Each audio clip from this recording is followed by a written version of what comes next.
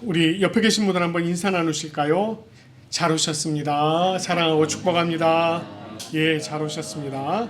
사랑하고 축복합니다. 반갑습니다. 오늘 저희가 성령 강림 주일 예배로 드리고 있습니다. 성령 강림이라고 하는 것은요, 성령께서 이 땅에 오신 것을 그런 사건을 이야기하는 것입니다. 예수님께서 십자가에 죽으셨다가 3일 만에 이제 부활을 하셨어요. 그리고 이 땅에 40일을 더 계셨습니다.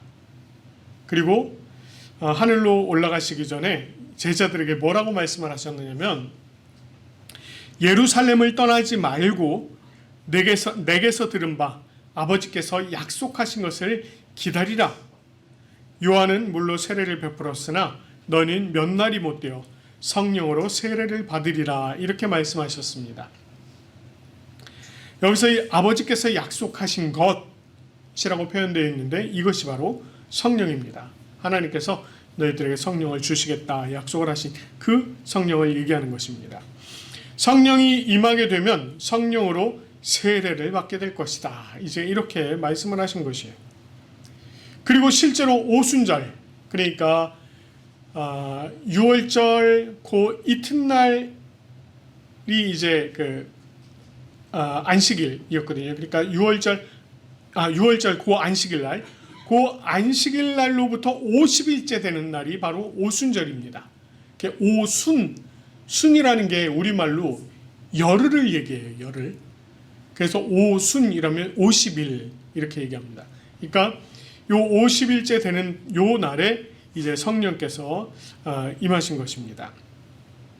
그 사건에 대해서 사도행전 2장에서 기록하고 있는데, 제자들이 다 같이 한 곳에 모여 있을 때에 호련히 하늘로부터 급하고 강한 바람 같은 소리가 있었고, 마치 불의 혀처럼 갈라지는 것이 그들에게 다 보였다는 거예요. 그리고 거기에 앉아있던 사람들 머리 위에 하나씩 다 있더라는 것입니다. 자, 그리고 그때 그들이 다 성령의 충만함을 받고 성령의 말하게 하심을 따라서 각기 다른 언어로 말하기 시작하였습니다. 이것을 성경에서 우리 사도행전 2장에서는 방언이다 이렇게 표현하고 있는데, 우리가 이야기하는 방언과는 조금 다른 의미고요. 여기서는 이제 다른 나라 말로라고 하는 그런 의미가 되겠습니다. 이 일로 말미암아서 복음이 예루살렘에 증거되었어요. 많은 사람들이 복음을 듣고 회개하게 되었습니다. 거기에 온 각 지역에서 온 사람들이 전부 다 자기가 온 지역의 말, 그 땅의 말로 이야기하는 하나님의 하신 일을 이야기하는 것을 다 듣게 된 것입니다. 자, 이렇게 복음을 듣고 회개하는 놀라운 역사들이 일어나게 되었고요. 산헤드린 공회에서는 이렇게 복음이 전해지는 것을 방해했습니다. 자기들 입장에서 이걸 막아야 할 일이었기 때문에 방해를 했지만, 복음이 전해지는 것을 실제로 막지는 못했습니다. 그런데 결정적인 사건이 발생을 해요. 어떤 사건이냐면, 스데반, 7 집사 중에 한 사람이었던 스데반이 복음을 전하다가 거짓 증인들로 인해서 공회에 잡혀서 돌을 맞아 순교하는 사건이 벌어지게 됩니다. 이 당시에 증인의 옷을 맡고 있었던 청년 사울이 이 스데반의 죽임 당함을 마땅히 여겼다라고 이렇게 얘기를 해요. 여기서 이 증인의 옷을 맡았다라고 하는 게 이게 무슨 얘기냐면 이런 거예요. 어떤 사람을 고발해서 잡았을 때 그 사람을 돌로 쳐 죽일 때요, 여러분 혹시 이런 모습을 보셨는지는 모르겠습니다만, 땅에 사람을 묻습니다. 어떻게 묻느냐면 이렇게 어깨가 드러날 정도까지만 딱 묻어요. 팔까지 다 흙 속에 묻어버립니다. 그러면 고개만 나와 있잖아요. 돌로 치는 겁니다. 돌을 던져서 죽이는 거예요. 근데 이 돌을 던질 때에 이 사람을 고발한 사람들, 그 사람들이 제일 먼저 돌을 던지게 되었습니다. 그러니까 스데반을 고발한, 여기서 지금 증인이라고 표현이 되어 있는데 스데반을 고발한 두 사람이 먼저 돌을 던지는 거예요. 근데 이 사람들이 돌을 던질 때 자기 겉옷에 피가 튀면 안 되니까 겉옷을 벗어서 놔둡니다. 증인의 옷을 벗어서 놔둬요. 그 앞에 맡아 서 있던 사람이 누구였다? 여기서 말하는 사울입니다. 이 사울이 나중에 누가 돼요? 복음 전도자 사도 바울이 되는 거예요. 그러니까 이 사울이 그 돌 던지는 증인들의 옷을 맞고 서 있었을 뿐만 아니라 뭐라고 생각을 했느냐면 저 사람은 죽어 마땅하다 이렇게 생각을 했었다는 거예요. 그리고 이 사울이요 열심히 특심이 되어서 교회를 잔멸하기 위해서 앞장을 서게 됩니다. 자, 이때에 어떤 일이 벌어지게 되느냐면 7 집사들이 뿔뿔이 흩어지게 돼요.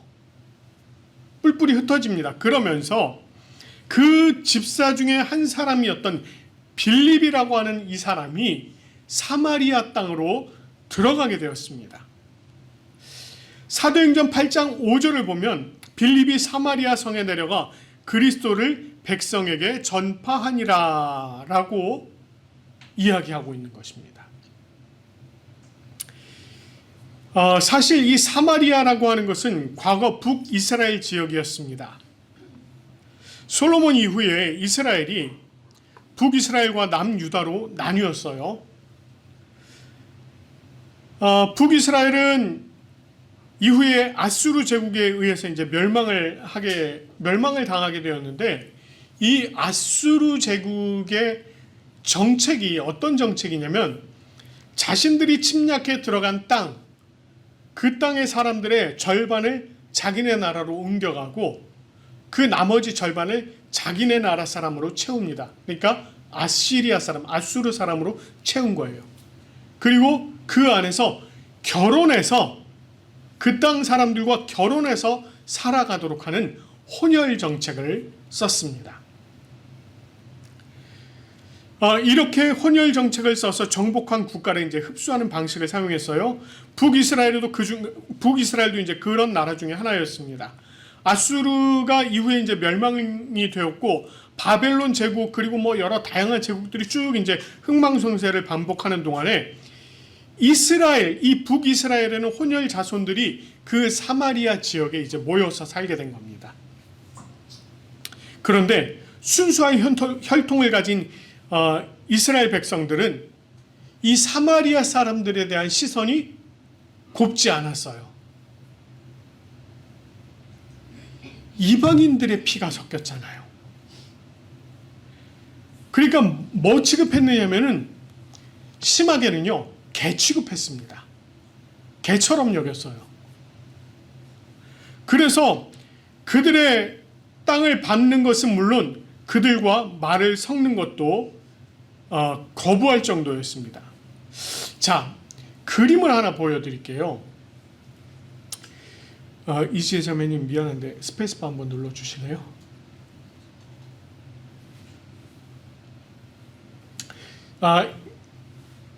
이스라엘 이제 지도예요. 요게 이제 예수님 당시의 지도입니다. 여기 보시면 여기가 사마리아예요. 여기가 남유대, 사마리아, 갈릴리 이렇게 되어 있습니다. 데가볼리 뭐 이렇게 쭉 되어 있습니다. 다음 페이지 넘겨주실래요? 조금 확대를 해서 보면 이렇게 되어 있습니다. 자, 유대에서 여기 갈릴리는 유대도 그렇고 갈릴리도 그렇고 주로 이제 이스라엘 사람들 순수 혈통에 살고 있었거든요. 그 중간에 사마리아가 딱 자리 잡고 있는 겁니다. 그러니까 이 사람들이랑 말을 섞는 것도 싫고 이 땅을 밟는 것도 싫고 이랬어요. 그래서 대부분들 어떻게 했냐면 여기서 여기를 가려고 하면 어떻게 갔느냐? 다음 페이지 열어주시겠어요? 예. 주로 이렇게 다녔습니다. 본래는 여기 그냥 바로 그냥 가로지르면 돼요. 근데 이렇게 가로지르지 않고요. 여기 파란색 화살표처럼 요단강을 건너서 위로 올라가서 다시 요단강을 건너서 이렇게 들어가는 이렇게 돌아다녔습니다. 이유가 뭐 때문이라고요? 저들과 말을 섞는 것도 싫고 그 땅을 밟는 것도 싫어서 그랬습니다. 자, 예, 됐습니다. 자, 그런데 이 땅, 이 사마리아 땅, 이스라엘 백성들이 그렇게 개처럼 여기고 달가워하지 않았던 이 사마리아 땅에 처음으로 복음을 전했던 분이 계셨어요. 누굴까요? 예수님이셨습니다. 예수님이 처음으로 그 땅을 밟으셨어요. 요한복음 4장을 보면 예수님께서 갈릴리로 가시면서 뭐라고 하셨느냐면 내가 사마리아로 가야겠다 이렇게 얘기하셨습니다. 사마리아를 가로질러서 가신 거예요. 그리고 사마리아의 수가라고 하는 그 한 마을에서 한 여인을 만났고 그곳에서 복음을 전했어요.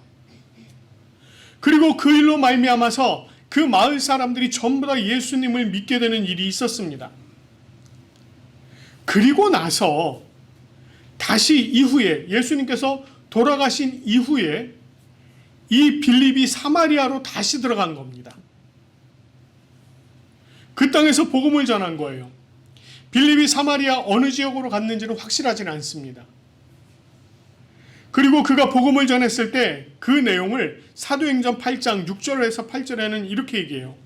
무리가 빌립의 말을 듣고 행하는 표적도 보고 한 마음으로 그가 하는 말을 따르더라. 많은 사람에게 붙었던 더러운 귀신이 크게 소리를 지르며 나가고 또 많은 중풍병자와 못 걷는 사람이 나으니 그 성에 큰 기쁨이 있더라. 이 말씀에 따르면 사도가 아닌 제자 중에 하나였던 빌립이 복음을 전할 때에 더러운 귀신이 쫓겨나가는 이런 일이 벌어진 겁니다. 많은 병자가 고침을 받는 이런 표적들이 일어났어요.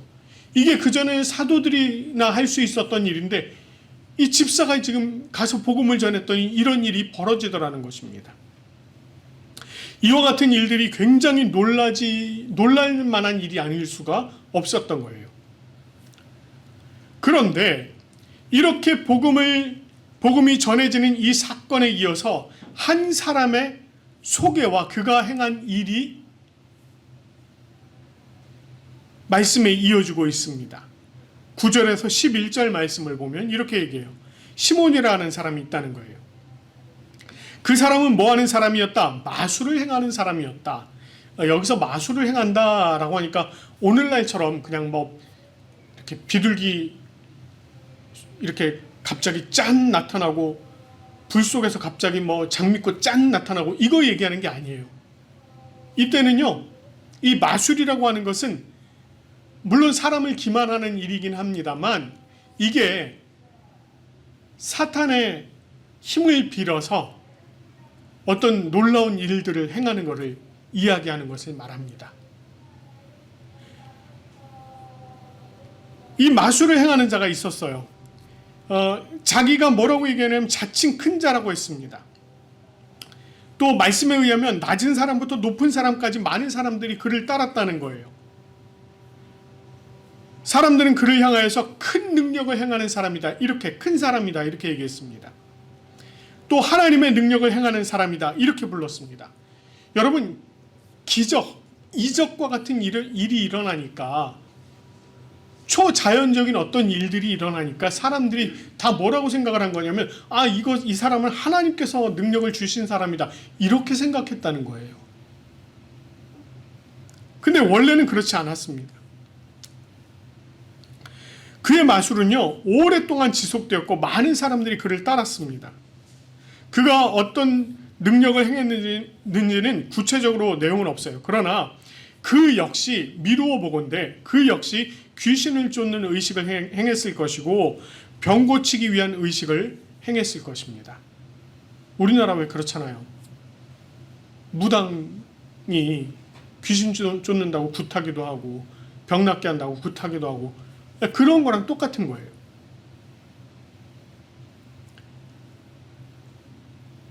그러던 어느 날 빌립이라고 하는 사람이 나타나서는 예수 그리스도를 전하고 사람들에게 세례를 베풀게 된 겁니다. 그리고 13절 말씀을 보면 이 사람 시몬도 믿고 세례를 받고 빌립을 전심으로 따라다니기 시작했대요. 놀라운 일이 벌어진 거죠. 그가 빌립을 전심으로 따라다닌 이유가 있었습니다. 빌립이 복음을 전하고 세례를 베풀 때 나타나는 큰 표적과 능력을 받기 때문에 그래요. 자, 이때에 예루살렘에서는 사도들이 사마리아에도 하나님의 말씀을 받았다는 소식이 전해졌습니다. 그래서 그 소식을 들은 베드로와 요한이 사마리아로 들어갔어요. 그들이 사마리아에 와서 그들을 위해서 성령 받기를 기도했습니다. 그들이 세례는 받았지만 아직 성령이 내리신 없기 때문에, 그런 일이 없기 때문에 그들에게 성령 받을 일을 위해서 기도한 것입니다. 이 말씀에 보면 성령께서 하시는 일 중에 이런 일이 있어요. 고린도전서 12장 3절 말씀에 보면 또 성령으로 아니하고는 누구든지 주를 예수라 할 수 없느니라 라고 하는 말이 있습니다. 그러니까 예수님을 보면서 주님이라고 표현할 수 있는 것, 예수님을 주님이라고 부를 수 있는 것은 성령께서 그 사람의 마음에 감동을 주셔야만 그게 가능하다라고 하는 거예요. 분명히 그들이 예수 그리스도를 믿는 일은 성령께서 하신 일입니다. 그거는 틀림없어요. 그러나 외적으로 드러나는 성령의 역사가 아직 없었다는 겁니다. 그래서 두 사도가 그들에게 안수를 해요. 그 사람들 머리 위에 손을 얹고 안수를 했다는 것입니다.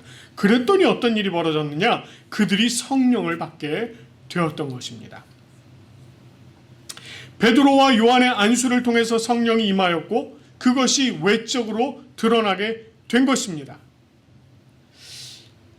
여기서 성령이 임한 것을 통해서 두 가지 중요한 사실을 이야기하고 있는데, 이 성령께서 임하신 이 사건을 통해서 사마리아에도 복음이 이제 확실하게 전해졌다라고 하는 것을 확증하는 일이 되었고, 두 번째는요, 이 사마리아 사람들, 이 사람들도 이제 예수 그리스도 안에서 형제 자매가 되었다는 거예요. 이전까지는 뭐였어요? 이 사마리아 사람들 전부 다 너무 천하게 여겼잖아요. 개처럼 여겼단 말이에요.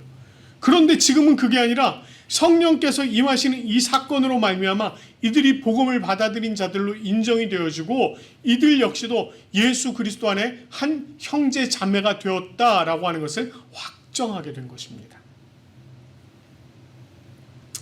자, 그러나 이 사마리아 사람들에게 성령이 임하게 된 것, 그것이 외적으로 어떻게 이렇게 드러나게 됐는지는 정확하게 표현을 할 수 없습니다. 그러나 확실한 것은 그들이 성령 받은 것을 시몬이 보고 그 성령이 임했다는 사실을 시몬이 알았다는 거예요.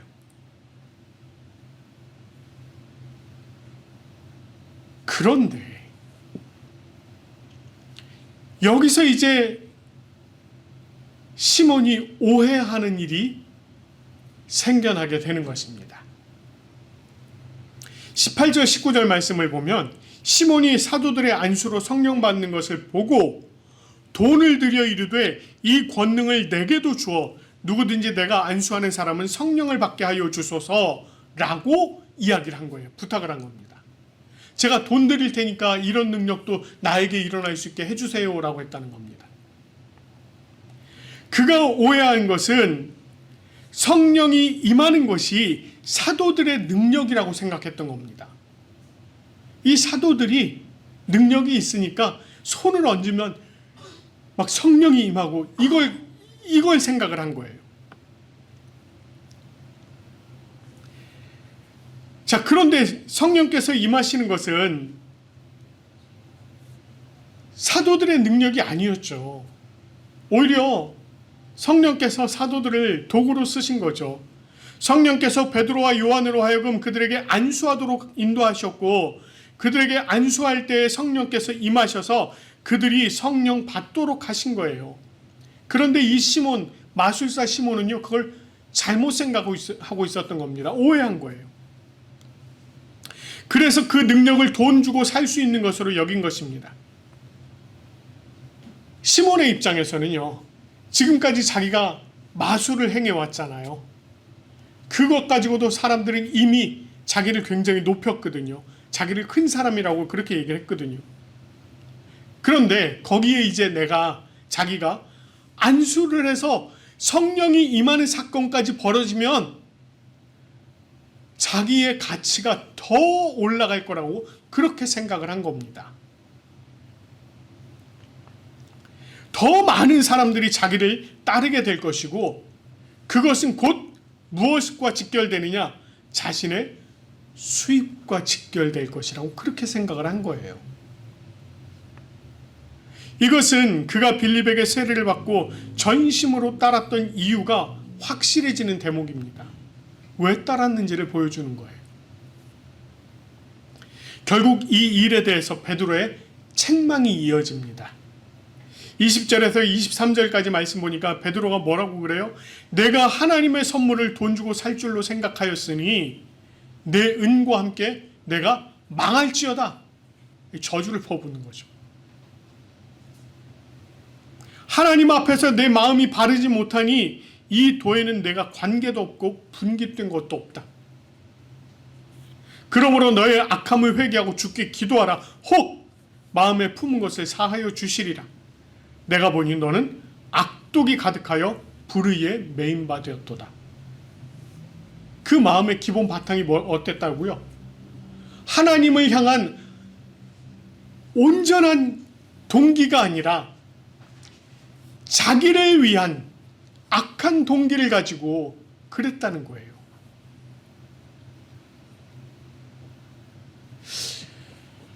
우리가 때때로 범하는 실수 중에 하나도 바로 이런 것입니다.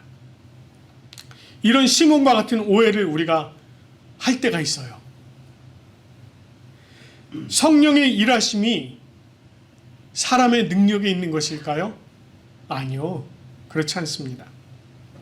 성령의 일하심은 개인의 영적인 능력으로 오해하는 일들이 종종 있어요. 개인이 영적으로 굉장히 능력이 있으면 마치 자기가 성령을 부릴 수 있는 것처럼 그렇게 생각하는 경우가 있다는 겁니다. 그래서 그것을 악용하는 경우가 있습니다. 악용하는 경우가 있어요. 여러분, 성령 하나님께서는요, 영적인 존재이십니다. 그분의 능력이 무한해요. 우리가 성령의 능력을 제한할 수 있을까요? 제한할 수가 없습니다. 성령께서 일하시는 것을 우리가 제한할 수도 없을 뿐만 아니라 우리의 모든 것을 뛰어넘는 그런 능력입니다. 성령께서 하시는 일을 우리가 이해할 수 있고 동의할 수 있을 때는 성령께서 하셨다라고 이야기를 하고, 우리가 이해하지 못하고 동의하지 못하면 이건 성령의 일이 아니다라고 이야기할 수 없다는 거예요. 그것은 우리의 영역을 넘어서는 일이기 때문에 그렇습니다. 또한 우리가 성령의 일하심에 대해서 오해를 하거나 오용을 해서도 안 됩니다. 이런 경우가 있습니다. 간혹 마치 자신이 성령을 부르면 임하고 그렇지 않으면 임하지 않는 것처럼 생각하는 사람들이 있어요. 마치 요술램프 막 비비면 그 요술램프에서 진이가 펑 하고 나오는 것처럼 성령 하나님 임재하여 주시옵소서 이러면 성령 하나님 임재하시고, 가시옵소서 이러면 가는 줄로 생각하는 사람이 있다는 거예요. 성령 하나님은요, 우리가 우리의 인간의 능력으로 부릴 수 있는 그런 분이 아니라는 겁니다. 성령 하나님은 한낱 인간에 의해서 부림당하는 분이 아니에요. 오히려 우리가 성령께서 일하시는 통로에 불과합니다. 나의 능력이 아니라 성령 하나님의 능력이 나를 움직이도록 하시는 거예요. 성령 하나님의 능력이 우리를 통해서 드러나게 되는 것입니다. 간혹 우리가 우리 안에 계시는 성령 하나님의 능력을 믿지 못할 때가 있습니다. 그러다 보니까 자꾸 어디를 찾아다녀요? 성령의 능력이 크게 일어난다고 하는 곳을 찾아다닐 때가 많습니다. 치유 집회, 무슨 성령 은사 집회 막 이런데 열심히 쫓아다녀요. 그런데 열심히 쫓아다니면서 그곳에서 성령 받았다고 막 할렐루야를 외칩니다. 그런데 실제로 자신의 삶 속에서는 성령의 열매가 드러나질 않아요. 왜? 내 안에 계신 그 성령님을 내가 깨닫지 못하기 때문에 그렇습니다. 그러나 우리 각 사람에게는 성령 하나님께서 임재해 계십니다. 우리를 통해서 일하고 계세요. 우리가 그런 놀라운 능력이 아니더라도 우리들의 삶 속에서 일어나는 조그만 아주 세세한 것 가운데도 성령 하나님께서 일하고 계신다는 거예요. 여러분께서 집에서 댁에서 성경 말씀 읽으시는 거 아무 일도 아닌 것처럼 느껴지시죠? 그러나 그 가운데도 이미 성령 하나님께서 함께하고 계세요. 여러분들 삶의 현장에서 회사를 다니시는 분들, 회사에서 직장에서 일하시는 거, 또 어디서 장사하시는 거, 또는 내가 누구를 가르치는 거, 무슨 일을 하든지 그 가운데 성령 하나님께서 함께 하신다는 거예요. 그래서 여러분들로 하여금 삶의 현장에서 삶의 예배를 드릴 수 있도록 그렇게 인도해 주시는 것입니다. 여러분, 제가 오늘 이 자리 가운데서 여러분에게 말씀 전하는 이 시간에 성령 하나님께서 함께 하시기 때문에 이게 가능한 거라는 거예요. 여러분들 모두에게 성령 하나님께서 함께 계십니다. 그 능력을 잊지 마시기 바랍니다. 오늘 우리가 성령 강림을 기념하면서 성령 강림 주일 예배로 드리고 있습니다. 이 예배 가운데 그리고 우리 각자에게 임하신 성령의 은혜를 기억하시기 바랍니다. 성령께서 우리를 인도해 주심을 기억하시고요. 내가 성령님보다 앞서는 일이 없도록, 그래서 성령님보다 앞서지 않고 오히려 성령님께서 인도하심 가운데 나아가는 우리가 되길 바랍니다. 성령 하나님께서 우리의 삶을 온전히 인도해 주실 것을 항상 기도하는 저와 여러분들 모두가 되어지기를 간절히 축원합니다.